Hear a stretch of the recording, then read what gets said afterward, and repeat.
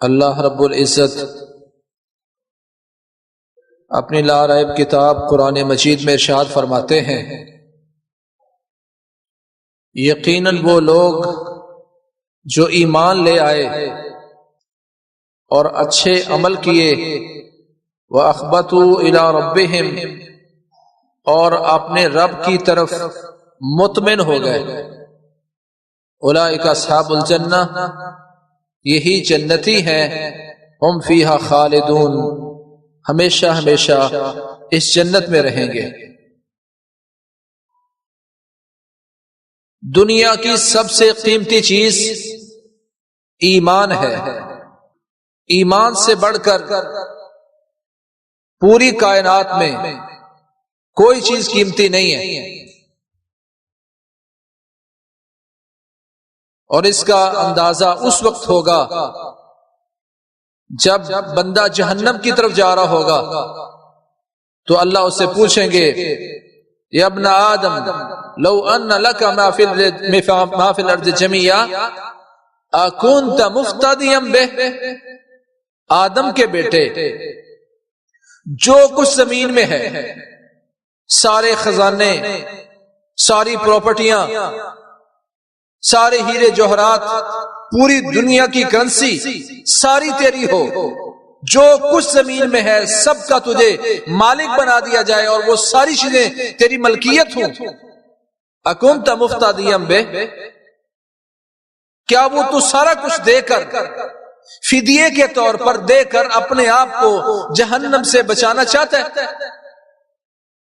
یہ انسان کہے گا ہاں یا اللہ، دنیا جہان کی ساری چیز اگر میری ملکیت ہو تو میں سب کچھ دے کر اپنے آپ کو جہنم سے بچانا چاہتا ہوں۔ اللہ فرمائیں گے کذبت، تو جھوٹ بول رہا ہے، تو جھوٹا ہے، جو کچھ بھی دنیا میں ہے سب کا تمہیں مالک بنا دیا جائے تو تجھ سے آج قبول نہیں کیا جائے گا، کیونکہ آج تیرے پاس ایمان موجود نہیں ہے، ایمان موجود نہیں ہے۔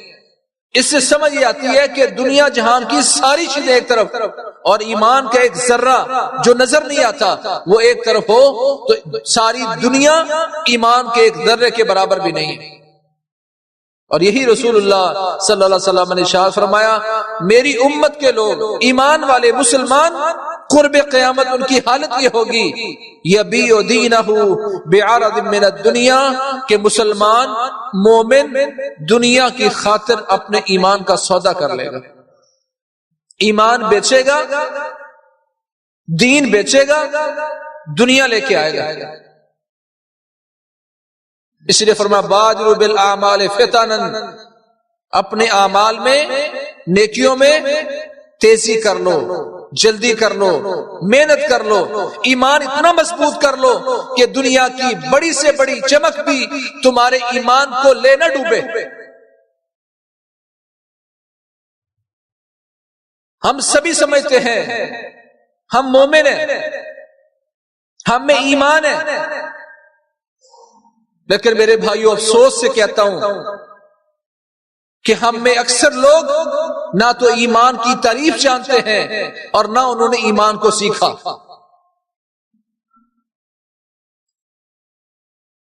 آج میں عہد کر لوں کہ میں نے جہاں تک میری آواز جائے گی میں نے لوگوں کو سکھانا ہے کہ ایمان کیا ہوتا ہے۔ حضرت جندب بن عبداللہ رضی اللہ تعالیٰ عنہ فرماتے ہیں، سنن ابن ماجہ کی روایت ہے، کہتے ہم پیارے پیغمبر محمد کریم صلی اللہ علیہ وسلم کے ساتھ رہا کرتے تھے، نوجوان تھے، ہم عمر تھے، ہم پیارے پیغمبر کے ساتھ رہا کرتے تھے، فتعلمنا الایمان قبل ان نتعلم القرآن ثم تعلمنا القرآن فازددنا به ایمانا، ہم نے پیارے پیغمبر کے ساتھ رہتے ہوئے قرآن سیکھنے سے پہلے ایمان سیکھا، تعلمنا الایمان قبل ان نتعلم القرآن، قرآن سیکھنے سے پہلے ہم نے ایمان سیکھا، ثم تعلمنا القرآن، پھر ہم نے قرآن سیکھا، پہلے ایمان سیکھا پھر قرآن سیکھا، فازددنا به ایمانا، پھر وہ قرآن پڑھ پڑھ کے اپنے ایمان میں اضافہ کیا۔ آج ایک ہندو، عیسائی، سکھ، مجوسی یا دنیا کا کوئی کافر مسلمان ہونا چاہتا ہے، آپ اس کو مسلمان بنانا چاہتے ہیں، کیسے بنائیں گے؟ صرف اگر آپ نے اس کو کلمہ پڑھا دیا تو آپ نے اسلام کے ارکان میں سے ایک رکن اس کو سکھایا ہے، ابھی وہ پورا مسلم بھی نہیں ہوا، ایمان تو بڑی دور کی بات ہے۔ اس نے کلمہ پڑھ لیا اور آپ سے پوچھنا شروع کر دیا کہ بھائی آپ نے یہ دین اسلام کہاں سے سیکھا؟ یا دنیا میں مسلمانوں میں کئی فرقے اور مذاہب ہیں، کئی راہیں بن گئی ان کی، کئی فرقے بن گئے، مجھے کوئی ایسی چیز بتا دو جس پر ساری امت کا اتفاق ہو۔ آپ کہیں گے قرآن۔ اگر وہ نیا مسلمان، نو مسلم آپ سے پوچھ لے کہ تو مجھے دعوت دے رہا ہے کہ قرآن، وہ اس پر پوری امت کا اتفاق ہے، تو وہاں سے ایمان سیکھو اور دین سیکھو، تو آپ نے کیا اس قرآن سے ایمان سیکھا ہے؟ کیا آپ مسلمان ہوئے اور آپ کی تربیت ہوئی ہے تو اس قرآن کی وجہ سے ہوئی ہے؟ تو میرا جواب کیا ہوگا؟ صحابہ فرماتے ہیں ہم پیارے پیغمبر کے ساتھ رہا کرتے تھے، فَتَعَلَّمْنَا الْإِيمَانَ قَبْلَ أَن نَتَعَلَّمَ الْقُرْآنَ، قرآن سیکھنے سے پہلے ہم نے ایمان سیکھا۔ ثم تعلمنا القرآن، ترتیب بتائی صحابہ نے، ثم ترتیب کے لیے ہوتا ہے، پہلے قرآن، پھر پہلے ایمان سیکھا، پھر قرآن سیکھا۔ آج میں اپنے بچوں کو قرآن تو سکھا دیتا ہوں، قاری صاحب میرے بچے کو گھر آ کے پڑھا دیں گے، یا میں نے اپنے بچے قاری صاحب کے پاس بھیج دیے، قرآن تو سیکھ لیا، پر صحابہ کی ترتیب پہلے قرآن سیکھنے کی نہیں تھی، پہلے ایمان سیکھا، ثم تعلمنا القرآن، پھر قرآن سیکھا، پھر کیا کیا؟ فَازْدَدَدْنَا بِهِ ایمانا، پھر قرآن پڑھ پڑھ کے اس قرآن میں سے اپنے آپ کو تلاش کر کر کے اپنے ایمان میں اضافہ کیا۔ لَقَدْ أَنزَلْنَا إِلَيْكُمْ كِتَابًا فِيهِ ذِكْرُكُمْ أَفَلَا تَعْقِلُونَ، اللہ فرماتے ہیں مسلمانوں ہم نے تمہیں ایک کتاب دی ہے، فِيهِ ذِكْرُكُمْ، ہم نے تمہاری طرف ایک کتاب نازل کی ہے، فِيهِ ذِكْرُكُمْ، اس قرآن میں تمہارا ذکر موجود ہے، افلا تعقلون، سمجھ نہیں ہے تمہیں، عقل نہیں ہے تمہیں؟ اللہ ہمیں کہہ رہا ہے کہ تمہاری طرف کتاب نازل کی ہے، فِيهِ ذِكْرُكُمْ۔ اللہ کی قسم میں نے محدثین کے کئی واقعات پڑھے، وہ قرآن کی آیت پر رکتے، کہتے اس قرآن میں اللہ مجھ سے مخاطب ہے، قرآن کی اس آیت، یہ آیت بھی میرے بارے میں ہے، یہ آیت بھی میرے بارے میں ہے۔ دنیا میں کوئی انسان ایسا نہیں ہے جس کا ذکر قرآن میں موجود نہ ہو، سب کا موجود ہے، گناہ گار کا ذکر موجود ہے، فاسق و فاجر کا موجود ہے، ایمان والے مومن کا موجود ہے، سبھی کا ذکر قرآن میں موجود ہے۔ ہم نے آج تک اپنے آپ کو قرآن میں تلاش ہی نہیں کیا۔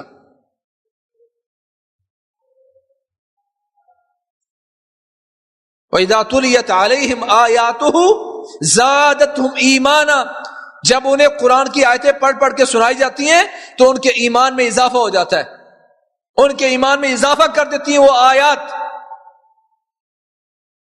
قرآن پڑھتا ہوں، سنتا ہوں، ایمان میں اضافہ نہیں ہو رہا، کیوں؟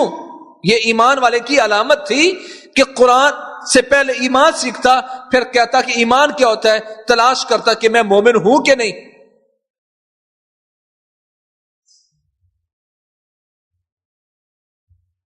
ہمیں اپنی اولادوں کو، بچوں کو، گھر میں جا کر بیوی کو آج سکھانا ہے ایمان کیا ہوتا ہے۔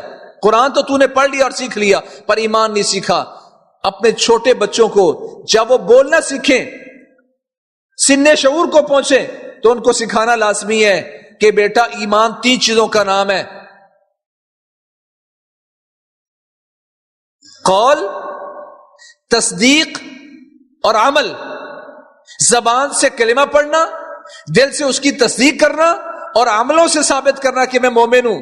3 چیزوں کا نام ایمان ہے، قول، تصدیق اور عمل۔ چھوٹے بچوں کو سکھانا شروع کر دیں، قول، تصدیق، عمل، وہ سیکھے گا، پھر اس کے بعد سمجھے گا کہ قول سے کیا مراد ہے، تصدیق سے کیا مراد ہے، عمل سے کیا مراد ہے، زندگی کے مختلف مراحل میں وہ چیزیں سیکھے گا۔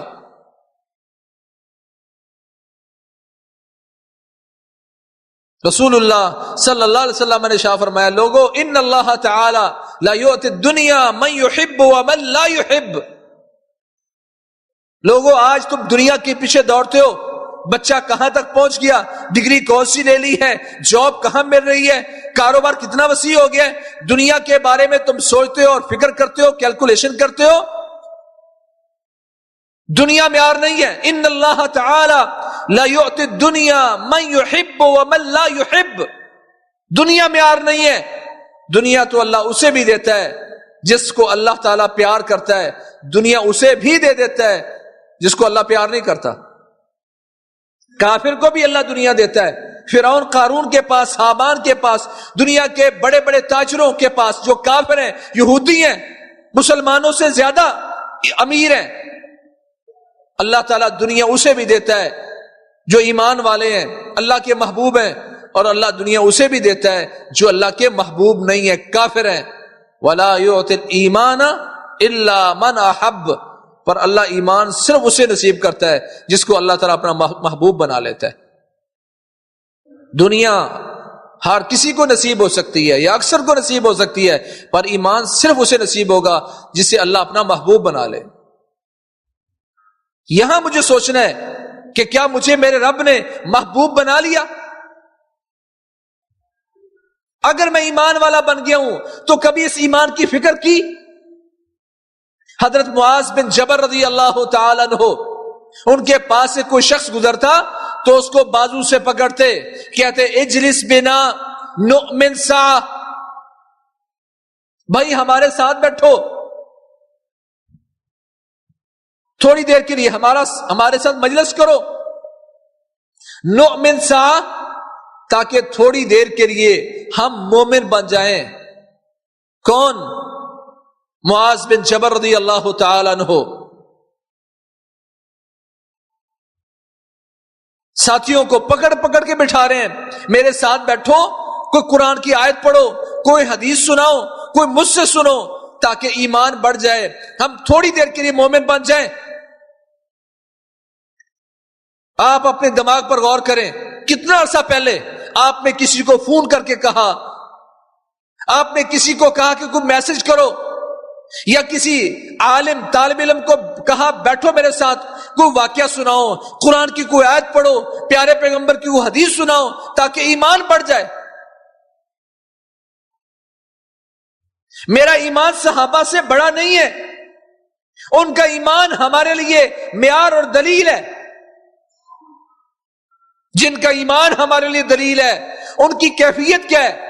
ساتھیوں کو پکڑ پکڑ کے بٹھا رہے ہیں، بھائی میرے ساتھ بیٹھ، اجلس بنا نؤمن ساعہ، تھوڑی دیر بیٹھو، ایمان تازہ ہو جائے۔ ان الایمان لا يخلق في جوف احدكم كما يخلق الثوب فاسالوا الله ان يجدد ایمانکم۔ کہ لوگوں تمہارے سینوں میں، رسول اللہ صلی اللہ علیہ وسلم نے فرمایا، لوگوں تمہارے سینوں میں، تمہارے دلوں میں ایمان پرانا ہو جاتا ہے، بوسیدہ ہو جاتا ہے، جس طرح کہ کپڑا پرانا اور بوسیدہ ہوتا ہے، ایمان کمزور ہو جاتا ہے۔ فَاسْأَلُوا اللَّهَ أَن يُجَدِّدَ ایمانکم، اللہ سے سوال کیا کرو، اللہ سے مانگا کرو، اللہ سے دعا کیا کرو کہ اللہ تمہارے ایمان میں تازگی پیدا کر دے۔ یہ پیارے پیغمبر محمد کریم صلی اللہ علیہ وسلم کا ہمیں حکم ہے، کتنا اس پر عمل کرتے ہیں۔ پیارے پیغمبر فرماتے ہیں ایمان کمزور ہو جاتا ہے، میں کہتا ہوں میرا ایمان تو کمزور ہوتا ہی نہیں، میرا تو ایمان بڑا مضبوط ہے۔ ابن ابی ملیکہ رحمہ اللہ، صحیح البخاری کتاب الایمان میں ان کا فرمان موجود ہے، کہتے ادرکت 30 من اصحاب النبی صلی اللہ علیہ وسلم کلهم یخاف النفاق علی نفسه۔ کہتے میں 30 صحابہ کو ملا ہوں، 30 صحابہ کو، کلهم یخاف النفاق علی نفسه، میں 30 کے 30 صحابہ کو دیکھتا تھا کہ وہ 30 کے 30 صحابہ اس بات سے ڈرتے رہتے تھے کہیں ہمارے ایمان میں نفاق نہ آ جائے، کہیں ہم منافق نہ بن جائیں۔ کون ڈر رہے ہیں؟ صحابہ اکرام۔ فَإِنْ آمَنُوا بِمِثْلِ مَا آمَنْتُمْ بِهِ فَقَدْ اهْتَدَوْا۔ اے میرے نبی کے صحابہ، بعد میں آنے والے لوگ تم جیسا ایمان لائیں گے تو تب جا کے ہدایت یافتہ ہو جائیں گے۔ جن کے ایمان ہمارے لیے معیار اور دلیل تھے ان کی حالت کیا ہے؟ کلہم یخاف النفاق علی نفسہ۔ کہتے 30 صحابہ کو ملا ہوں، 30 کے 30 صحابہ اس بات سے ڈرتے رہتے تھے کہیں ہم منافق نہ بن جائیں۔ اس حال میں ماشاءاللہ اچھی خاصی تعداد ہے، کوئی ایک بندہ ہاتھ اٹھا کے کہہ دے کہ مجھے بھی ڈر ہوتا ہے کہ میں منافق نہ بن جاؤں، مجھے بھی پتہ لگتا ہے کہ شاید میرے ایمان میں نفاق آ رہا ہے۔ ہم نے کبھی خوف ہی محسوس نہیں کیا کہ ہمارے ایمان میں بھی نفاق آ سکتا ہے۔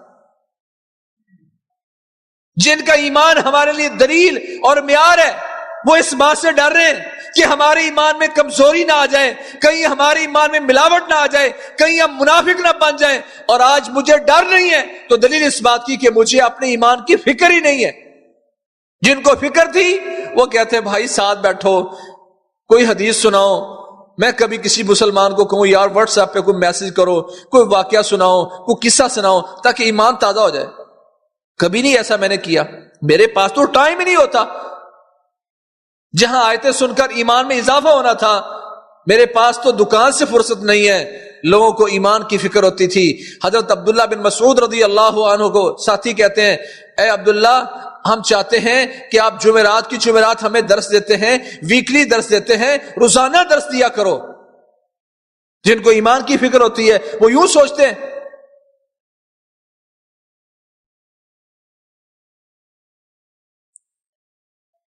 کہیں ہم منافق نہ ہو جائیں، یہ ڈر رہتا تھا ایمان والوں میں۔ والذین یؤتون ما آتوا وقلوبهم وجلہ، جو اللہ کے نام پر صدقہ کرتے ہیں، نیکی کرتے ہیں، تب بھی ان کے دل ڈر رہے ہوتے ہیں، کپ کپا رہے ہوتے ہیں، نیکی کرنے کے بعد ڈر رہے ہوتے ہیں۔ حضرت عائشہ رضی اللہ تعالی عنہا نے کہا یا رسول اللہ، یہ نیکی کرنے کے بعد ڈرنے والے لگتا ہے وہ لوگ ہیں الذین یشربون الخمر وَيَزْنُونَ وَيَسْرِقُونَ، لگتا ہے یہ وہ لوگ ہیں جو گناہ گار ہیں، گناہ کرنے کے بعد نیکی کرتے ہیں، نماز پڑھتے ہیں، اللہ کے نام پہ صدقے کرتے ہیں تو ڈر رہے ہوتے ہیں۔ فرمایا لا یا بنت الصدیق، اے صدیق کی بیٹی عائشہ، جس طرح تو سوچ رہی ہے معاملہ ویسے نہیں ہے۔ اس سے مراد وہ لوگ ہیں الذین یصومون ویصلون ویتصدقون، یہ وہ لوگ ہیں جو نمازی ہیں، روزے دار ہیں، اللہ کے نام پہ صدقے دینے والے ہیں۔ یہ وہ لوگ ہیں اس آیت سے مراد۔ وَيَخَافُونَ أَلَّا يُتَقَبَّلَ مِنْهُمْ، وہ ہمیشہ اس بات سے ڈرتے رہتے ہیں کہیں ایسا نہ ہو کہ ہماری نیکی ہمارے منہ پر نہ دے ماری جائے، ہماری نیکی مردود نہ کر دی جائے، کہیں ایسا نہ ہو کہ ہماری نیکی قبول نہ ہو۔ یہ وہ لوگ ہیں۔ آج نیکی کرنے کے بعد کبھی مجھے بھی ڈر محسوس ہوا، میرا دل کب کپا رہا ہو کہ پتہ نہیں نماز اللہ نے قبول کی ہے کہ نہیں، روزہ اللہ نے قبول کیا کہ نہیں، یہ نیکی میں نے کی ہے، صدقہ کیا، پتہ نہیں قبول ہوگا کہ نہیں۔ یدعوننا رغبا ورہبا وکانوا لنا خاشعین، یہ ہے ایمان والا جو اللہ کو جہنم کے خوف سے ڈرتے ہوئے پکار رہا ہے، جنت کے لالچ سے پکار رہا ہے، اور سارا کچھ کرنے کے بعد پھر بھی ڈرتا رہتا ہے۔ فرماتے ہیں میں نے 30 صحابہ سے ملاقات کی تو کیا کر رہے ہیں؟ سبھی کے سبھی اس بات سے ڈرتے ہیں کہیں ہمارے ایمان میں نفاق نہ آ جائے۔ کیا ہمیں بھی کبھی اس بات کا خوف محسوس ہوا؟ مدینے کی گلیوں میں حنظلہ رضی اللہ تعالیٰ عنہ اعلان کر رہے ہیں لوگوں نافق حنظلہ، نافق حنظلہ، لوگوں حنظلہ منافق ہو گیا، لوگوں حنظلہ منافق ہو گیا۔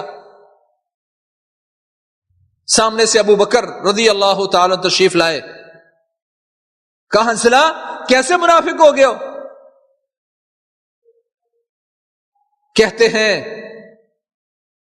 میں اپنے آپ کو منافق سمجھ رہا ہوں، کہ جب میں رسول اللہ صلی اللہ علیہ وسلم کی مجلس میں موجود ہوتا ہوں، ایمان کی کیفیت جو ہوتی ہے، جنت اپنی آنکھوں سے دیکھ رہے ہوتے ہیں، جہنم کا خوف ہوتا ہے، پیارے پیغمبر کی مجلس میں ایمان کی جو کیفیت ہوتی ہے، گھر لوٹ کر ایمان کی وہ کیفیت نہیں رہتی، میں سمجھتا ہوں کہ یہ نفاق ہے۔ یہ نفاق نہیں تھا، یہ احساس ہے کہ مسجد میں جو میرے ایمان کی کیفیت ہے، کیا گھر میں جا کر، دکان پہ جا کر بھی ایمان کی کیفیت وہی ہے؟ رمضان میں جیسا ایمان بوسٹ اپ ہو چکا تھا، کیا شوال میں بھی اس کی کیفیت برقرار رہی؟ ان صحابہ میں احساس تھا کہ کہیں ایمان کا لیول پیارے پیغمبر کے پاس کچھ اور ہو اور گھر جا کر کچھ اور ہو جائے تو یہ لیول برقرار نہ رکھنا یہ نفاق ہے۔ یہ احساس تھا، حالانکہ نفاق نہیں ہے، تو ہم میں تو یہ احساس بھی نہیں ہے۔ افعلوا الخیر دہرکم وتعرضوا لنفحات ربکم فإن للہ نفحات من رحمتہ یصیب بها من یشاء من عبادہ واسألوا اللہ ان یستر عوراتکم وان یؤمن روآتکم۔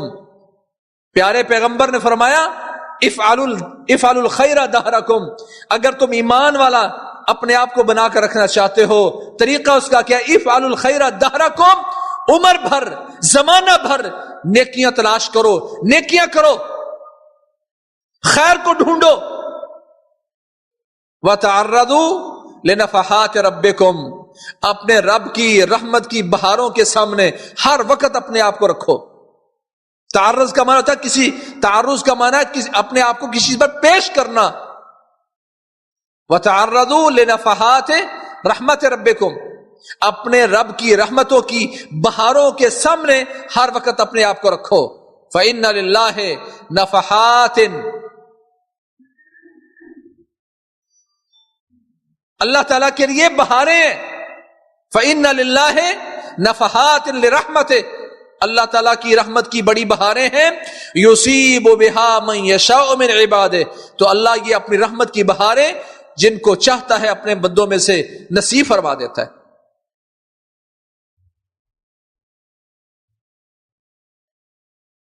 تم اپنے آپ کو اللہ کی رحمت کی بہاروں کے سامنے پیش رکھو، تیار رکھو، ہر وقت اس کے سامنے رہو۔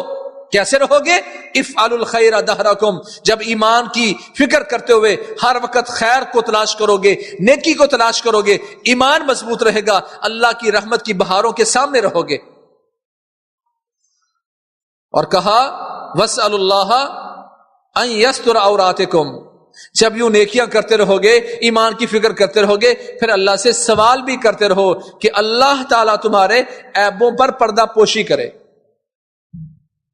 یہ اللہ تعالیٰ سے مانگنے کا حکم ہے، اللہ سے دعا کیا کرو کہ اللہ تمہارے عیبوں پر پردہ پوشی کرے۔ کچھ کر کے اللہ سے مانگو، اپنے آپ کو اللہ کی رحمتوں کے سامنے ہر وقت پیش رکھو اور پھر اللہ سے سوال کرو اور مانگو۔ کیا مانگنا ہے؟ کہ اللہ تمہارے عیبوں پر پردہ پوشی کر دے، وَأَن يُؤْمِنَ رَوْآتِكُمْ، اور تمہارے سارے خوف اللہ تعالیٰ تمہیں اس سے بچا لے، امن میں تمہیں شامل کر دے، تمہیں بے خوف کر دے۔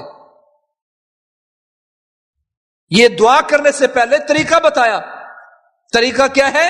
ہر وقت نیکی کرو، رمضان شوال میں نہیں، ذوالحجہ کے دنوں میں نہیں، ہر وقت نیکی لیے تیار رکھو، ایمان مضبوط رکھو اور اللہ کی رحمتوں کے سامنے اپنے آپ کو پیش کیے رکھو۔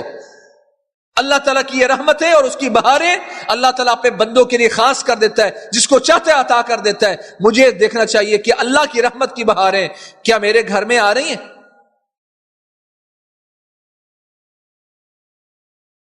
پھر کہا ساتھ اللہ سے مانگتے رہا کرو کہ تم انسان ہو، غلطیاں ہوتی ہیں، جس کی غلطی کو اللہ نے نمایاں کر دیا پھر اس کی نیکیاں دب جاتی ہیں اور عیب کھل جاتے ہیں۔ اللہ سے یہ مانگا کرو، پھر سوال ہی کرتے رہا کرو کہ اللہ نے تمہارے عیبوں پر پردے ڈالے ہوئے تو مزید پردے ڈال کے رکھے۔ وَأَن يُؤْمِنَ رَوْآتِكُمْ، اور تمہارے جو نقصانات، پریشانیاں، خوف والی چیزیں اللہ تعالیٰ تمہیں اسے بے خوف کر دے، یہ اللہ سے مانگا کرو۔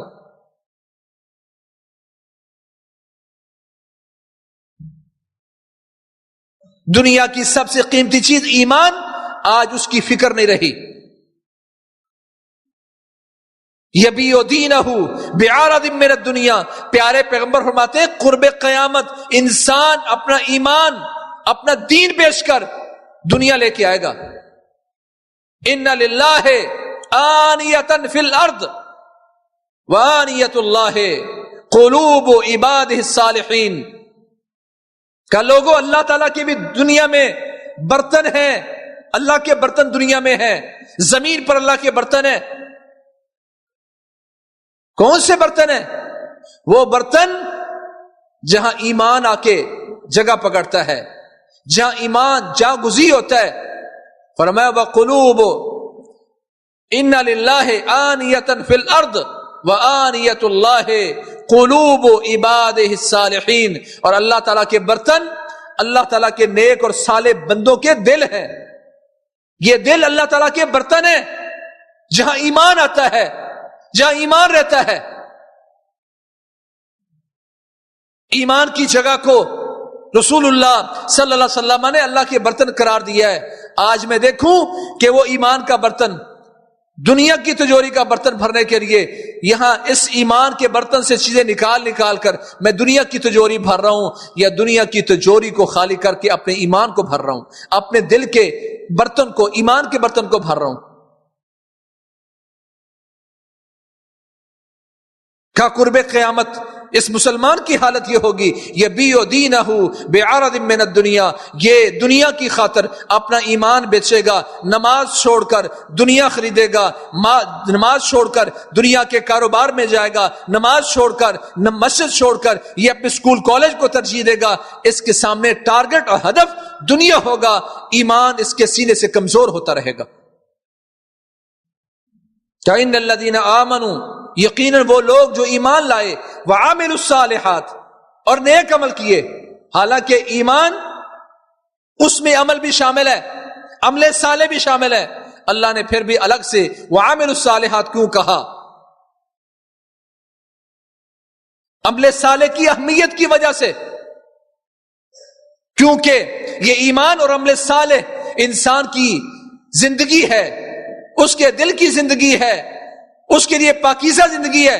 من عمل صالحا من ذکر او انثى وهو مؤمن فلنحيينه حیاتا طیبہ ولنجزینهم اجرهم باحسن ما كانوا يعملون.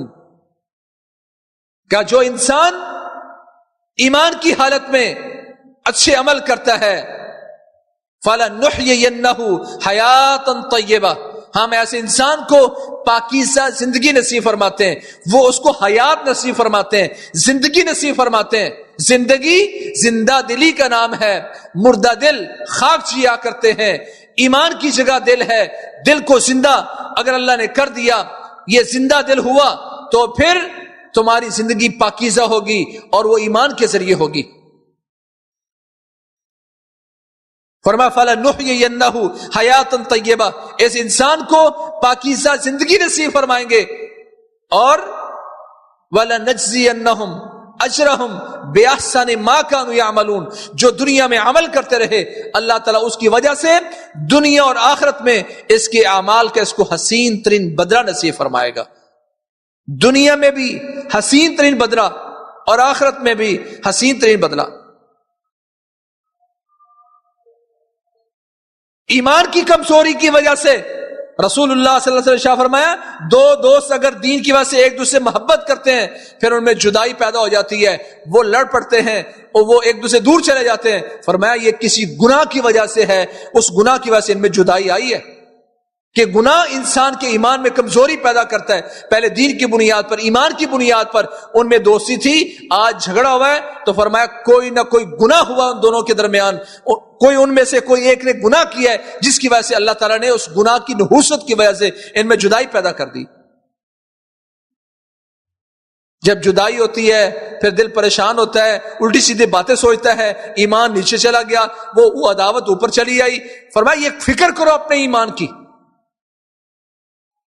اس لیے کہا ان الایمان لیخلق فی جوف احدکم کما یخلق الثوب، لوگوں تمہارے سینوں میں، تمہارے دلوں میں ایمان کمزور ہو جاتا ہے، پرانا ہو جاتا ہے۔ پیارے پیغمبر فرماتے ہیں پرانا ہو جاتا ہے، میں کہتا ہوں پرانا ہوتا ہی نہیں ہے، میرا تو ایمان بڑا مضبوط ہے، میں تو بڑا مومن ہوں۔ صحابہ ڈر رہے ہیں کہیں ہم منافق نہ بن جائیں، مجھے ڈر ہی نہیں ہے۔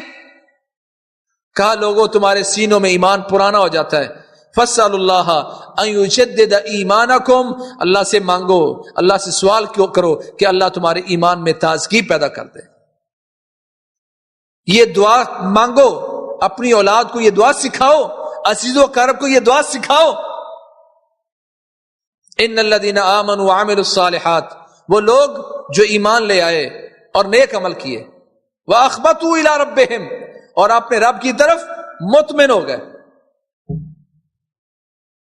اللہ کی طرف مطمئن ہونا کیا ہے؟ ایک ہے ایمان اور ایک ہے دماغ۔ دماغ کہتا ہے کہ بھائی پیسے آ رہے ہیں جیب میں، سود کے پیسے آ رہے ہیں جیب میں، پہلے 1 لاکھ تھا اب 1.25 لاکھ ہو گیا ہے، بینک سے ہر مہینے آ رہے ہیں، پیسہ تو بڑھ رہا ہے۔ یہ ہے دماغ۔ اور ایمان کیا ہے؟ یمحق اللہ الربا، اللہ سود کو مٹا دیتا ہے۔ ایمان اور دماغ کا جہاں مقابلہ ہوتا ہے، آج دنیا دماغ کو ترجیح دے رہی ہے، داڑھی رکھ لی تو جاب نہیں ملے گی، یہ دماغ ہے۔ یہاں سچ بولا تو رگڑا جاؤں گا، یہ دماغ ہے۔ ان صدق ینجی، پیارے پیغمبر فرماتے لوگوں سچائی تو نجات دیتی ہے، وقتی طور پر تمہاری تھوڑی سی بے عزتی ہوئی ہے، پیارے پیغمبر ضمانت دیتے ہیں سچائی سے نجات ملتی ہے۔ دماغ کہتا ہے اگر میں نے سچ بولا تو سب لوگوں کے سامنے رسوا ہو جاؤں گا، یہ دماغ ہے۔ ایمان پیچھے کر دیا ہم نے، دماغ آگے کر دیا۔ کسی نے آ کے پوچھا ابو بکر رضی اللہ تعالی عنہ سے کہ ایک بندہ یہ دعویٰ کرے کہ رات کو وہ مکہ المکرمہ سے نکلے اور راتوں رات بیت المقدس گیا ہے اور پھر وہاں سے واپس بھی آ گیا ہے، کیا یہ ممکن ہے؟ حضرت ابو بکر رضی اللہ تعالی عنہ نے اپنے دماغ سے کہا ممکن نہیں ہے، کیونکہ تیز سواری بھی ہو تو بیت المقدس تک جاتے جاتے 15 دن لگتے ہیں، 15 دن واپس، یعنی 1 مہینے میں آمد و رفت ہونی تھی۔ ممکن نہیں ہے ایک راتوں رات بندہ جائے اور آئے، ایسا ممکن نہیں ہے۔ تو انہوں نے کہا ان صاحبک وان صاحبک یقول ھذا، یہ بات تو پھر تیرا صاحب کہہ رہا ہے، محمد رسول اللہ صلی اللہ علیہ وسلم کہہ رہے ہیں۔ کہتے ہیں لئن قال لصدق، اگر یہ بات پیارے پیغمبر نے فرمائی ہے تو پھر بالکل سچ ہے۔ پہلے بات کی تھی دماغ کے ذریعے، دماغ میں وہ بندہ پیرامیٹر کے ذریعے ماپتا ہے اتنے کلومیٹر پہنچیں گے کہ نہیں پہنچیں گے، یہ دماغ ہے۔ کہا پیارے پیغمبر نے فرمایا ہے، تو دماغ پیچھے چلا گیا۔ ایمان نے جواب دیا اگر پیارے پیغمبر نے بات کی ہے تو سچ ہے۔ آج ہم دماغ اور ایمان کا مقابلہ کر رہے ہیں، آج دماغ مقدم ہے۔ اذان والا کہتا حی علی الفلاح، کامیابی کی طرف آ جاؤ، ایمان والا کہتا کامیابی مسجد میں آنے سے ہے، دکان والا سمجھتا کامیابی دکان میں بیٹھنے کی۔ یہ دماغ اور ایمان کا تقاضا ہے۔ جس کا ایمان مضبوط ہوگا پھر وہ ایمان کو مقدم کرے گا، اور جس کا ایمان کمزور ہے وہ دماغ کو مقدم کرے گا۔ آج جنگ ہے ایمان اور دماغ کی۔ پھر پیارے پیغمبر کے صحابہ نے یہی بات ہمیں سمجھائی کہ جب ایمان اور دماغ کا جھگڑا ہو تو ہم نے کیا کیا؟ تعلمنا الایمان قبل ان نتعلم القرآن، قرآن سیکھنے سے پہلے ہم نے ایمان سیکھا، ایمان، تاکہ یہ ایمان اس دماغ کا علاج کر سکے، اس دل کا علاج کر سکے، اللہ کے ان برتنوں کی اصلاح ہو سکے۔ آج اسی ایمان کی فکر کرنا ہمارے ذمے تھا۔ آج ایمان والا سوچتا ہے کہ اللہ تعالیٰ نے تو مجھ پر بڑا فضل کر دیا، دیکھیں اگر میں برا ہوتا تو کیا دنیا میرے لیے فلاح کر دی جاتی؟ کیا میرے لیے یہ کوٹھیاں، بنگلے اور دکانیں کیا مجھے اللہ دیتا؟ یہ میری کوئی خوبی ہے تو دے رہا ہے۔ تو میں نے عرض کیا پیارے پیغمبر نے وضاحت فرما دی تھی کہ یہ دنیا معیار نہیں ہے، دنیا اللہ اسے بھی دیتا ہے جس سے پیار کرتا ہے، دنیا اسے بھی دیتا ہے جس سے پیار نہیں کرتا، بلکہ اللہ نے منافقوں کے بارے میں اپنے نبی سے کہا میرے نبی فلا تعجبک اموالہم ولا اولادہم انما یرید اللہ لیعذبہم بہا فی الحیات الدنیا وتزہق انفسہم وہم کافرون۔ اے میرے نبی انہوں نے کلمہ تو پڑھا ہے، ہیں تو مسلمان کہلاتے اپنے آپ کو۔ ان منافقوں کا مال اور اولاد تمہیں حیرت میں نہ ڈالے کہ یہ اللہ کے باغی ہونے کے باوجود اللہ نے ان کو بڑی اولاد دے دی، بڑا اچھا مال دے دیا، اور میں ان کا مال اور اولاد آپ کو حیرت میں نہ ڈالے۔ انما یرید اللہ لیعذبہم بہا فی الحیات الدنیا، اللہ نے ان کو مال اور اولاد اس لیے دیا ہے کہ اللہ تعالیٰ اس مال اور اولاد کو ان کے لیے عذاب کا ذریعہ بنا دے۔ اللہ کا ارادہ ہے عذاب دینے کا، تو اللہ تعالیٰ سے اس ایمان کی فکر کرنا، اس ایمان کی جدت کی تجدید کی دعا کرنا، یہ ہمیں حکم ہے۔ بادر بالاعمال فتنا كقطع الليل المظلم يصبح الرجل مؤمنا ويمسي كافرا ويمسي مؤمنا ويصبح كافرا يبيع دينه بعرض من الدنيا۔ کا لوگوں اپنے ایمان کو بچانا چاہتے ہو تو پھر اپنے عملوں میں تیزی پیدا کرو۔ افعلوا الخير دهركم، اپنا زمانہ بھر نیکیاں کرو، خیر تلاش کرو، اور ہر وقت اپنے آپ کو اللہ کی رحمت کے سامنے، اللہ کی رحمت کی بہاروں کے سامنے پیش رکھو، اور اللہ تعالیٰ سے دعا کرو کہ اللہ تمہارے عیبوں پر پردہ پوشی کر دے، اور اللہ تعالیٰ تمہیں تمہارے خوف کی چیزوں سے بے خوف کر دے۔ یہ دعائیں بتائی ہیں، علاج بتایا ہے، ایمان کی فکر کرنے کی بات کی ہے۔ رسول اللہ صلی اللہ علیہ وسلم کے صحابہ کی سنتوں کو زندہ کریں، کسی بندے کو پکڑ کے بٹھائیں، بھائی کو حدیث سناؤ، آیت سناؤ، واقعہ سناؤ تاکہ ایمان بڑھ جائے۔ پھر صحابہ کی طرح ہمیں اپنے ایمان کی فکر ہونی چاہیے، کہیں اس ایمان میں نفاق نہ آ جائے، کمزوری نہ آ جائے۔ یہ ساری چیزیں محل نظر ہیں جو ہم میں موجود نہیں ہیں، لمحہ فکری ہیں جس پر ہم آج غور نہیں کر رہے۔ اللہ تعالی ہمیں اپنے ایمان کی فکر کرنے کی توفیق نصیب فرمائے۔ اللہم انا نسألک علما نافعا ورزقا واسعا ولسانا ذاکرا ویقینا کاملا وایمانا صادقا۔ اللہم جدد لنا ایماننا، اللہم جدد ایماننا، اللہم جدد لنا ایماننا۔ فاقول قولی ھذا واستغفر لی ولکم، سبحانک اللہم وبحمدک، اشہد ان لا